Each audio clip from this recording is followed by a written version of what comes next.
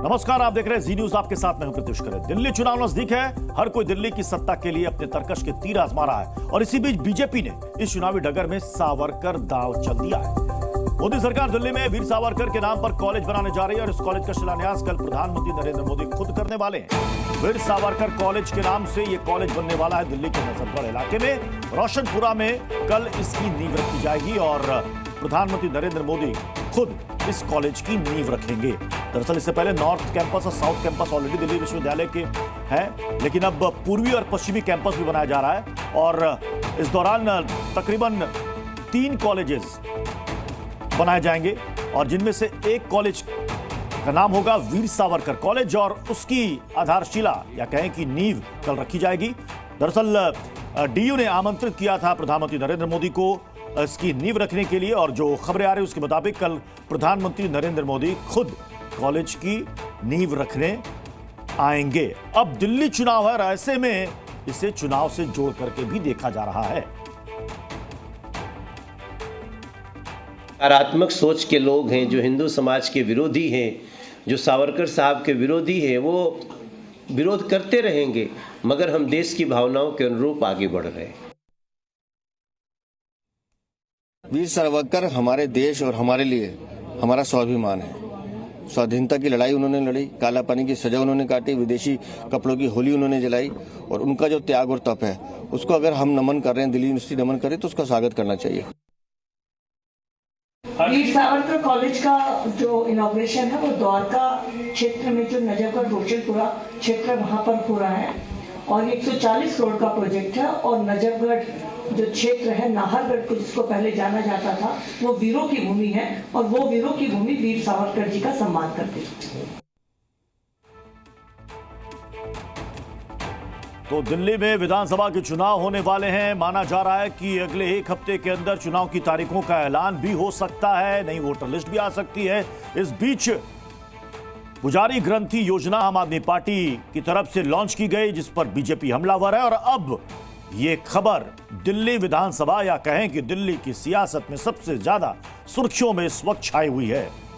वीर सावरकर के नाम पर दिल्ली विश्वविद्यालय एक कॉलेज बनाने जा रहा है जिसकी नींव कल खुद प्रधानमंत्री नरेंद्र मोदी रखने वाले हैं।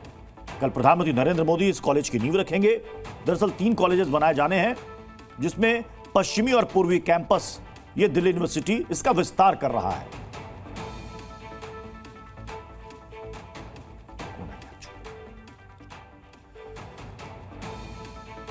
अब सवाल है कि आज कि हम बहस क्यों कर रहे हैं। सवाल ये कि क्या दिल्ली में चुनाव है इसलिए यह दांव चला जा रहा है। सावरकर के बहाने क्या हिंदुत्व वोटर्स को एकजुट करने की कोशिश की जा रही है? क्या इससे हिंदू वोटर्स एकजुट होंगे? क्या पुजारी ग्रंथी का यह काट है सावरकर वाला दांव? क्या दिल्ली चुनाव में सावरकर का दांव चल पाएगा? ये आज के बहस के कुछ सवाल हैं। हमारे साथ थोड़ी देर में एक मेहमान का पैनल भी हमें ज्वाइन करेगा। अब सवाल है कि इस पर आम आदमी पार्टी और कांग्रेस का स्टैंड क्या होता है, क्योंकि सावरकर को लेकर के विपक्ष का बयान और विपक्ष का स्टैंड पिछले कई दिनों से या कहेंगे कुछ वर्षों से लगातार सामने आता रहा है। पहले एक छोटी सी रिपोर्ट देखिए, उसके बाद बहस में आगे बढ़ेंगे।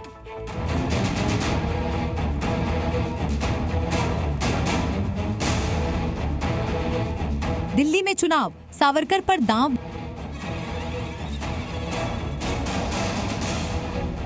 वीर सावरकर को मोदी प्रमाण। दिल्ली में सावरकर करेंगे बीजेपी का बेड़ा पार।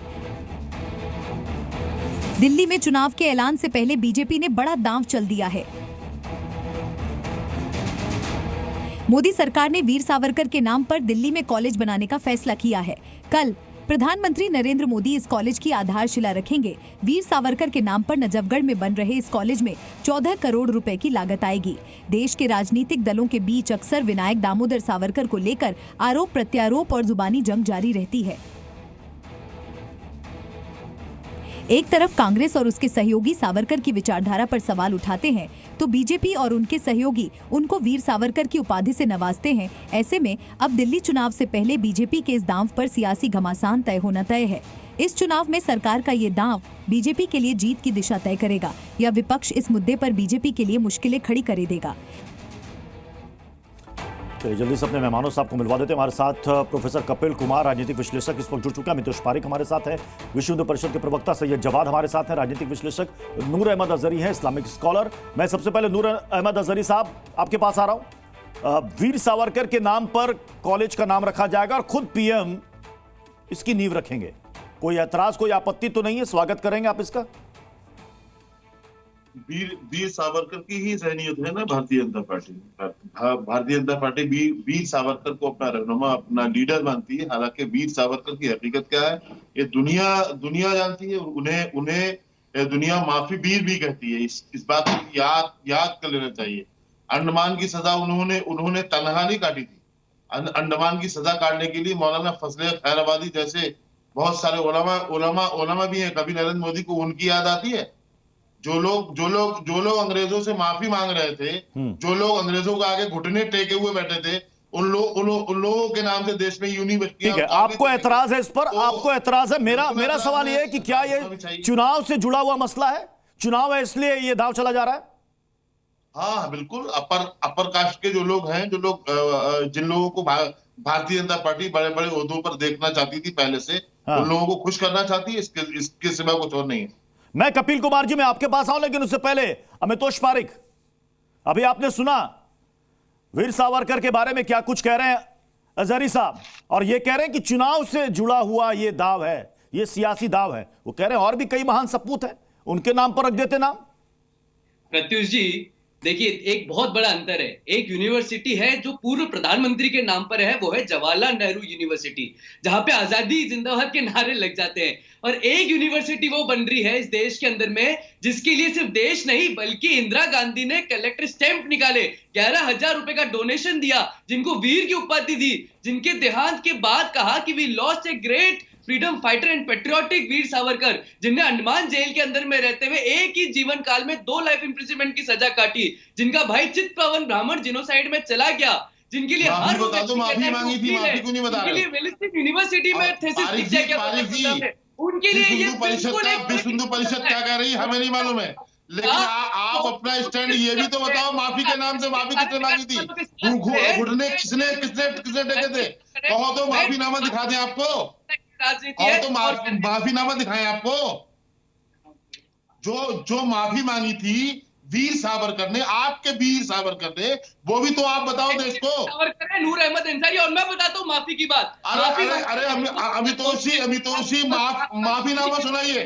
हिम्मत करिए सुनाने की माफीनामा। उनका माफीनामा सुनाने की हिम्मत कीजिए आप।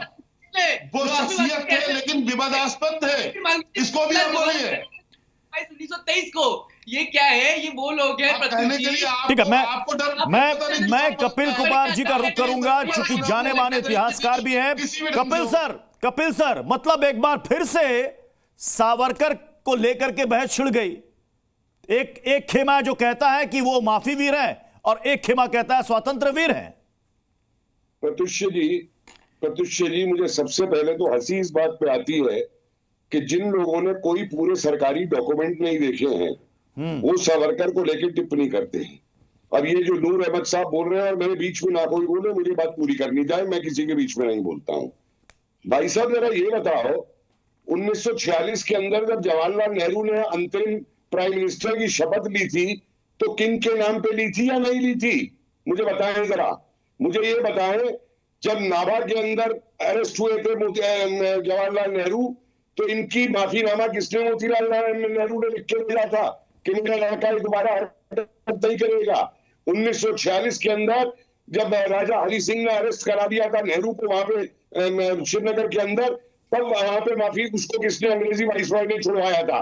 ये तो हुई एक बात। दूसरी मुझे एक बात बताइए, ये जिन नेताओं के नाम नेहरू के उसकी करते हैं, मुझे एक जेल दिखा दीजिए जिसमें नेहरू को कोड़े लगे हो, उल्टा टांगा हो, बर्फ की सिल्ली पे रखा हो, चलू चलाया हो, इस तरीके की एक जेल दिखा दे।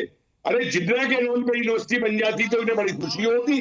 बिना इतिहास जाने हुए किस मामले की बात कर रहे हैं? इन्होंने मामले में पढ़ा है। आप तो मालूम है गांधी जब जेल जाते थे, गांधी जैसे रखा जाता था, आगा था फेमस के।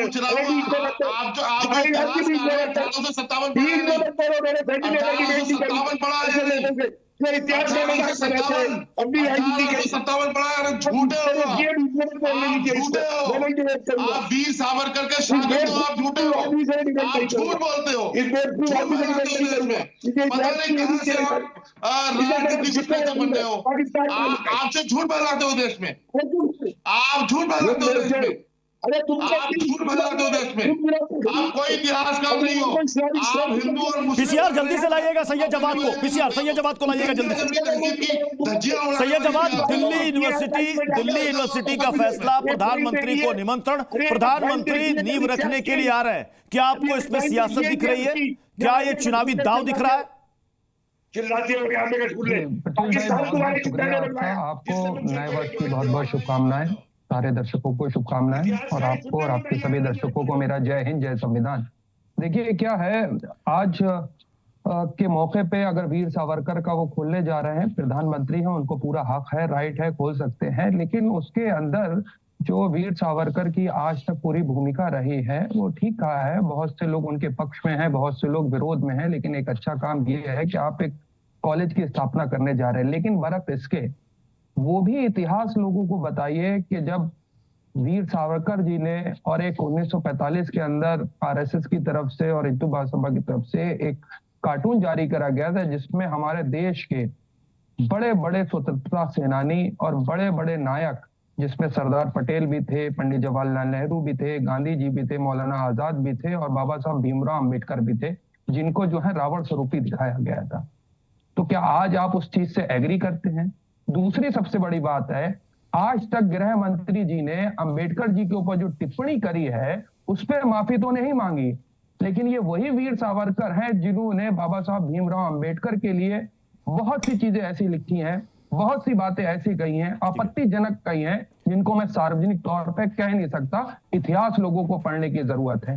बाबा साहब भीमराव अंबेडकर के लिए चलिए माफी मांग लीजिए, आज बोल दीजिए जो बाबा साहब भीमराव अंबेडकर के लिए वीर सावरकर ने तमाम बातें करी थी उसके लिए आज माफी मांग लीजिए, माफी तो मांग लीजिए आकर के, कोई आपत्ति नहीं। आप वेलकम कर रहे हैं, आप वेलकम कर रहे हैं ना, चुरा रहे हैं, आप वेलकम कर रहे हैं ना। मैंने नहीं, देखिए प्रधानमंत्री हैं, उनको तो न्योते जाएंगे जी, एक संवैधानिक पोस्ट में, लेकिन इस चीज के लिए माफी तो मांग ले। जो एक आखिरी कमेंट कपिल सर, बड़े लोगों कपिल सर आखिरी कमेंट। टिप्पणी करी है, देखिए भाई साहब ऐसा है कि बिना सावरकर के जाने हुए, बिना सावरकर की जिंदगी जाने हुए ये लोग टिप्पणियां करते हैं। ये लोग ये भूल जाते हैं कि गांधी खाओ अगर मुझे बताइए जरा, आज तक जिन्ना को मंचूरियन में रखा गया, लियाकत अली को मंचूरियन में रखा गया, वो बताई देंगे। और जिन मुसलमानों ने देश के लिए कुर्बानियां दी है उनके तो नाम तक नहीं लेते, अल्लाह बस सदनों का नाम तो नहीं लेते, नहीं मिलने वाले तो नहीं लेते, शाहरुल्लाह का नाम तो नहीं लेते। चलिए सर, अब बहस के लिए बस इतना ही समय मुकर्रर था। बहुत बहुत शुक्रिया।